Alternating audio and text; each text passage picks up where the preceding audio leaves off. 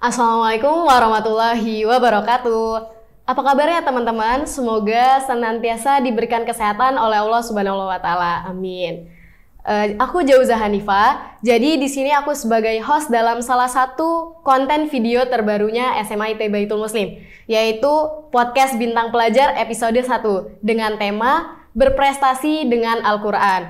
Nah, jadi pada kesempatan kali ini aku bakal ngobrol ataupun sharing-sharing dengan salah satu santriwati SMIT Baitul Muslim. Jadi beliau ini memiliki potensi atau prestasi yang banyak dalam bidang Al-Quran. Gak cuma banyak sih, lebih tepatnya segudang gitu. Daripada penasaran, mending langsung kita sapa aja orangnya.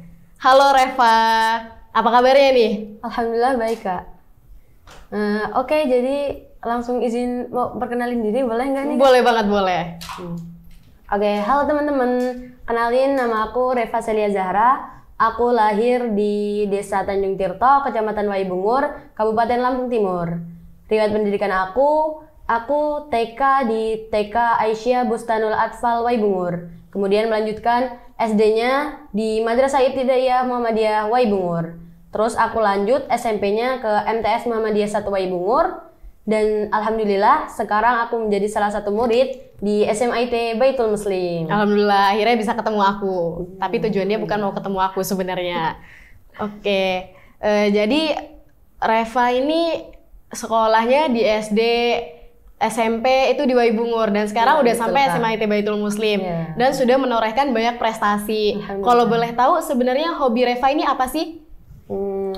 Sebenarnya hobi aku itu banyak Kak. Banyak? Iya. Apa tuh? Salah satunya aku itu hobi bersenandung. Bersenandung yang gimana tuh? Biasanya nyanyi-nyanyi gitu atau bukan. Yang lain? Bukan? Ya. Jadi aku itu hobi menyenandungkan ayat-ayat Al-Quran pakai nada-nada tilawah Kak. Nada-nada tilawah? Ya. Masya Allah. Ya. Karena kata guru ngaji aku, kalau kita sering bersenandung dengan nada-nada tilawah, itu tanpa kita sadari, itu membentuk cengkok suara kita Kak. Jadi suara kita bisa bagus gitu ya? Karena sering latihan gitu. Sebenarnya Reva punya hobi lain gak sih selain yang berkaitan dengan Al-Quran, misalkan kayak masak atau nulis gitu? Punya Kak. Kebetulan aku itu hobi banget nulis. Hobi nulis? Nulis apa? Nulis diary atau gimana tuh? Ya, semua yang bisa aku tulis kayaknya Kak. Nah, semua yang bisa ditulis lah ya. Betul. Terus berkeinginan untuk menjadi penulis atau mau jadi kiroah gitu? Karena kan tadi hobinya itu bersenandung salah satunya dan satunya lagi itu menulis. Jadi sebenarnya mau prioritasin yang mana nih? Atau mau dua-duanya kalau bisa? Iya, kalau bisa dua. Kalau bisa dua kenapa harus satu gitu ya? Iya. Tapi kayaknya lebih fokusnya ke yang ngaji-ngaji gitu Kak. Yang ngaji-ngaji gitu ya. Aku juga sebelumnya udah pernah denger sih prestasi Reva yang di SD, di SMP. Boleh nggak sih spill gitu prestasinya dari SD, SMP sampai sekarang? Boleh Kak. Boleh lah ya diceritain sama teman-teman supaya bisa jadi motivasi. Dimulai dari ini deh, dari SD ya mulai punya prestasi nyanyi-nyanyi. Bukan nyanyi deh, ini senandung ya. Kalau nyanyi-nyanyi mah itu hobiku betul, gitu. Jadi dulu itu aku bener-bener gak bisa ngaji Kak. Gak bisa ngaji? Iya bener. Tapi bisa juara. Nah itu tuh aku mulai ngaji itu kelas 1 Madrasah Ibtidaiyah. Oh, kelas 1? Iya. Itu baru Iqra. Nah terus aku kelas 4 itu mulai ikut lomba. Kelas 4 mulai ikut lomba. Iya betul Kak. Gimana ceritanya kelas 4 bisa ikut lomba gitu? Jadi boleh nih cerita-cerita? Boleh dong, boleh banget bahkan.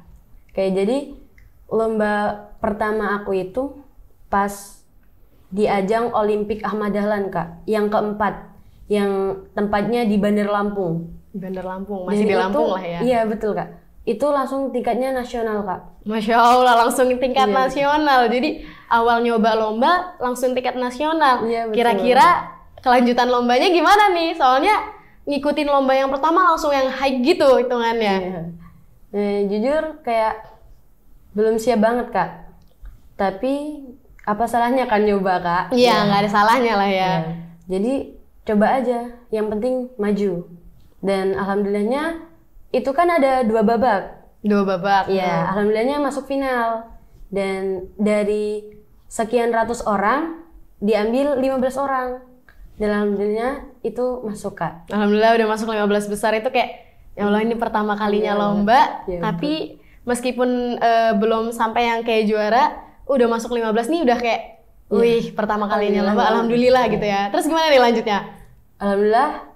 Nah, di final itu Kak sempet ngeblank banget.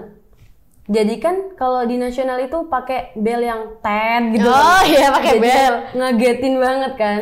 Terus jadi kayak loh, ini kenapa ya di tet gitu kan Kak. Ternyata ada salah. Nah, di situ udah berpikiran nggak mungkin lah menang kayak gitu kan Kak. Nggak mungkin menang. Ya. Pesimis sudah ya. Iya, bener. Ternyata alhamdulillahnya itu dapat medali perunggu Kak, ketiga. Masya Allah dapat medali perunggu. Bahkan itu baru lomba yang pertama. Betul Kak. Terus selanjutnya lagi pasti kalau pertamanya udah baik nih biasanya makin dilatih, makin bagus. Ya. Gimana tuh? Terus dari lomba itu kan dapat pengalaman ya Kak pastinya. Iya pasti. Oh, harusnya kan jadi lomba itu butuh persiapan yang maksimal. Nggak kayak coba-coba aja, nggak gitu. Iya, kan. iya. Terus dari mulai situ aku mulai ikut lomba-lomba.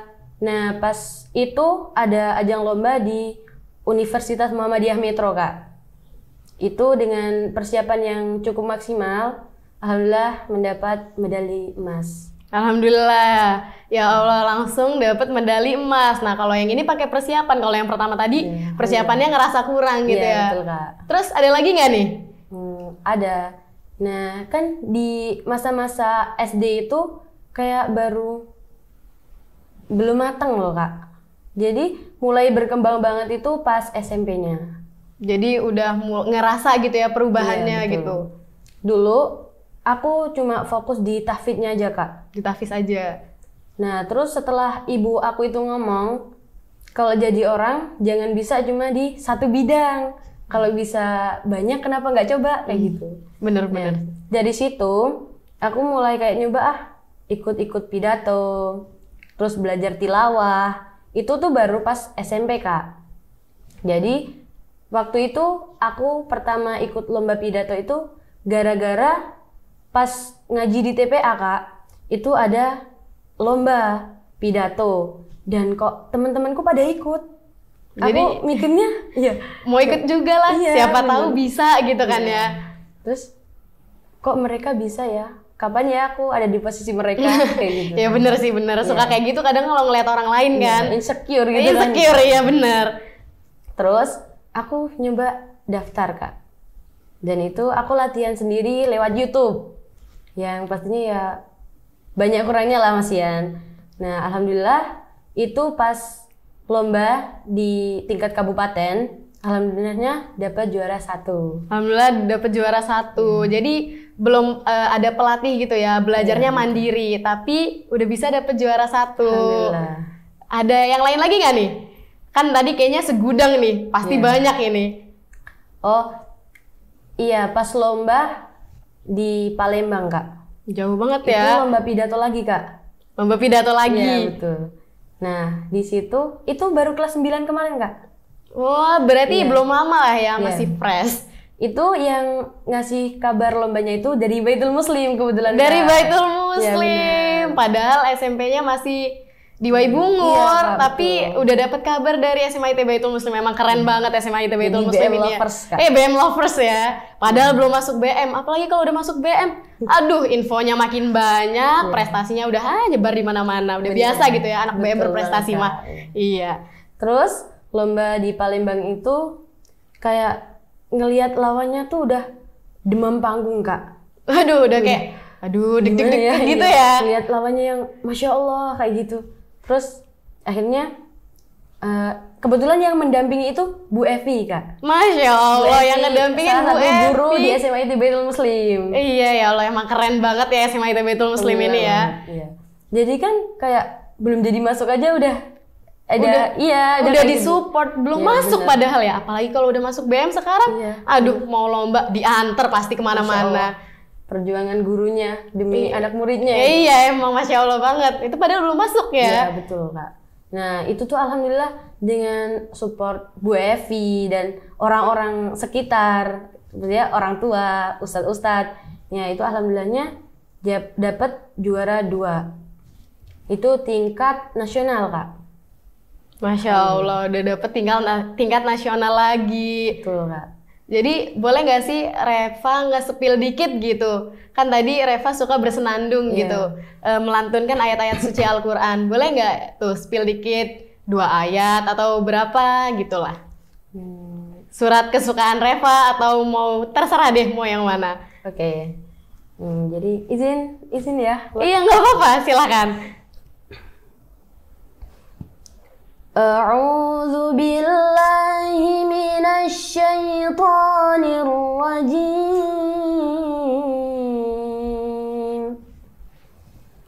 Bismillahirrahmanirrahim. Idza waqa'atil waqi'ah ليس لوقعتها كاذبة خافضة رافعة إذا رجت الأرض رجا وبست الجبال بسا فكانت هباء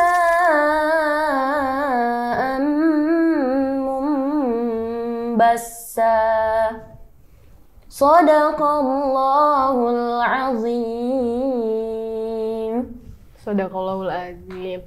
Emang ya Allah, suaranya menggetarkan hati gitu ya. Emang gak salah kalau emang udah juara kemana-mana.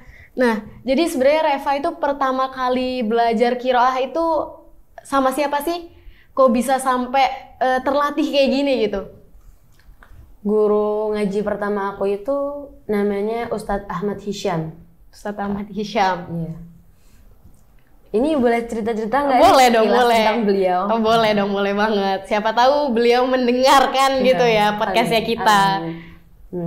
Jadi bagi aku beliau itu sosok guru yang sangat luar biasa, Kak.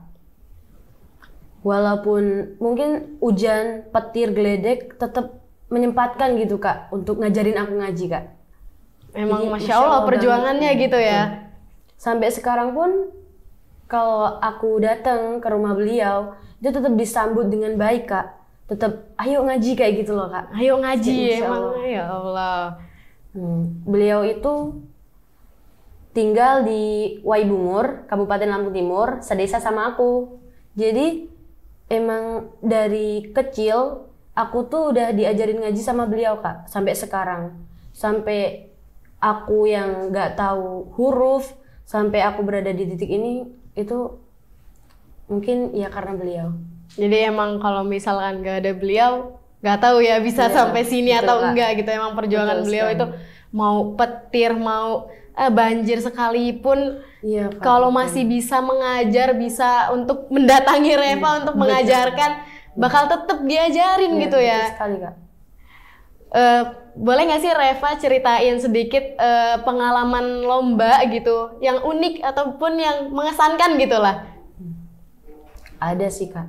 Tapi dibilang mengesankan, iya. Cuma kalau dibilang unik, mungkin lebih kesedih, Kak. Sedih gitu? Kenapa gitu Kak sedih? Ini boleh kan cerita? Oh, boleh dong, boleh. Jadi dulu tahun 2019 Olimpik Ahmad Dahlan yang kelima. Kalau tadi kan yang keempat tuh, Kak. Iya. Nah, diadakan 3 tahun sekali. Jadi pas itu aku kelas 4, pas yang kelima aku kelas 7, Kak. Nah, itu tuh tempatnya di Semarang yang jauh banget, Kak. Jauh banget ya lombanya, ke Palembang, ke Semarang, ke Bandar Lampung. Jauh ya? Iya, Kak. Nah, itu tuh di juknis lomba sebelumnya mungkin karena akunya yang nggak baca kali ya, Kak. Nah, itu tuh ternyata juknisnya tuh lombanya online, Kak. Tapi kita tetap harus ke Semarang. Harus ke Semarang tapi online. Jadi kita gunanya ke Semarang apa ini? Sempat bertanya-tanya juga, Kak. Terus ya udah kata guru-guru ikut aja gitu Kak. Ikut aja, dianterin sampai sana. Iya. Terus udah perjalanan 2 hari itu Kak, kurang lebih 2 hari.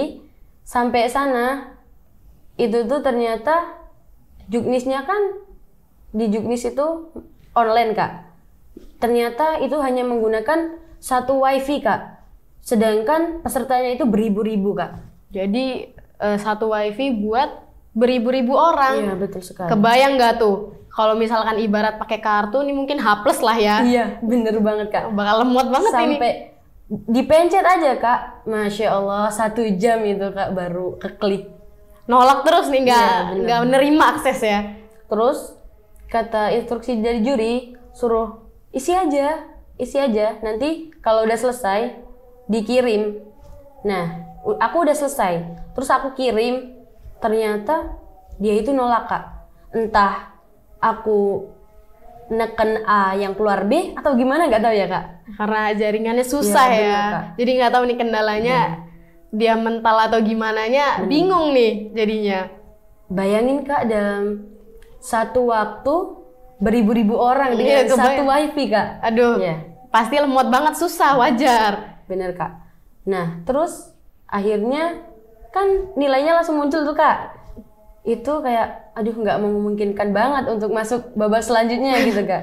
Jadi kayak aku tipe orang yang kalau lomba itu udah salah mau minta pulang sekarang juga. Sekarang juga Iya, gitu ya. Kayak ngerasa udah gagal. Bahkan aku juga kadang kayak gitu tahu. Kalau misalkan ngikutin lomba, terus kayak aku ngerasa gagal, aku nggak mau ikut lomba lagi. Iya, bener Kak. Padahal kita bisa belajar dari pengalaman kan Iya, ya. betul. Tapi kayak udahlah capek, nggak Iya. mau ntar kalah lagi gitu kan. Iya, terlanjur bad mood kan. Iya udah terlanjur. Betul. Nah terus abis itu ternyata aku nggak menang di situ Kak. Aku bener-bener itu lomba paling menyedihkan sih Kak. Lomba paling sedih. Iya, ya bener. tapi ada kesannya lah ya. Iya, Karena alhamdulillah. ya semoga nggak keulang lagi Iya, gitu kan ya. bener. Untuk yang pertama dan yang terakhir. Iya, bener. Dari situ aku udah nggak mau lomba lagi tuh Kak. Aku dikasih kertas ini ada lomba lagi loh di sini. Ini lomba Dan lagi. Aku udah nggak mau kayak gitu. Akhirnya aku itu dapat undangan lomba dari sekolahan, disodorin ke aku terus diliatin di Radar Lampung itu Kak. Itu lomba MHQ. Haki. Iya betul Kak. Dan alhamdulillahnya aku dapat juara 3 di situ Kak. Dapat piala gubernur. Coba Dan kalau foto sama gubernur Kak. Masya Allah. Coba kalau nolak, Iya. nggak dapat kesempatan ini. Betul. Nah dari situ aku mulai bangkit lagi tuh Kak. Dan sampai sekarang. Dan alhamdulillahnya sampai sekarang kalau ada lomba, Iya. coba dulu, Iya, jangan insecure. Apalagi kalau misalkan gagal sekali, jangan sampai kayak kita udahlah nggak mau ikut lagi. Iya, betul. Kan kita nggak tahu kesempatan kemudian kayak mana Iya, gitu kan. betul. Kan rezeki udah ada yang ngatur gitu kan ya. Jadi aku juga mau nanya nih, sebenarnya apa sih alasan Reva memilih sekolah di SMA IT Baitul Muslim gitu? Jadi sebenarnya aku itu Kak udah tahu Baitul Muslim itu dari kelas 6 SD Kak. Dari SD, Iya. bahkan belum masuk SMP udah kenal SMA IT Baitul Muslim, udah kenal jenjang SMA-nya. Keren Betul. banget sih ini mah. Jadi dulu tuh ceritanya, ini nggak apa-apa kan sambil cerita? Nggak apa-apa dong. Jadi dulu itu ceritanya dari kelas 6 SD itu Kak, aku udah menggebu-gebu mau masuk Baitul Muslim Kak. SMP-nya aja belum dilewatin. Bener. Ini udah mau masuk aja ini. Iya. Terus aku tipe orang yang nggak betahan Kak. Jadi mikirnya tuh nanti kalau aku mondok betah nggak ya? Nanti bisa nggak ya pisah sama orang tua? Aduh, bisa nggak ya? Gitu. Jadi pikiran-pikiran kayak gitu yang ngebuat aku nggak jadi masuk gitu Kak. Dan akhirnya di Waibungur tetepan. Terus SMA-nya bisa di Baitul Muslim nih gimana ceritanya? Kan SMP-nya nggak mau tuh, akhirnya Iya. lanjut sekolah full day gitu lah Iya, ya. bener. Dan sekarang bisa asrama gitu. Alhamdulillah. Nah, jadi itu ceritanya kan pas lulus kelas 6 tuh Kak, aku udah mulai nggak jadi mondok kayak gitu. Nah, ternyata di pertengahan SMP itu Kak, kelas 8, gara-gara aku scroll Facebook Kak, itu nemu foto perang Israel sama Palestina Kak.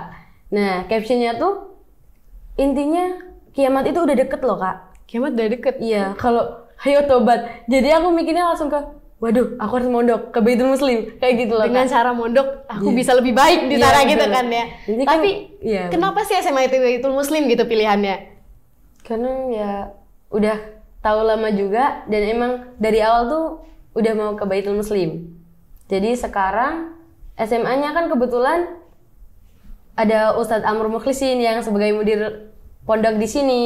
Jadi kayak udah dikenalin Kak gimana BM-nya itu. Jadi aku tertarik dan aku jadinya masuk sini. Dan akhirnya bisa sampai sini. Ya, alhamdulillah. Jadi Reva punya goals apa sih selama di SMA IT Baitul Muslim? Ingin mencapai apa gitu? Atau enggak nanti pas lulus aku harus dapat nominasi ini atau enggak aku harus nyelesain ini, apa tuh?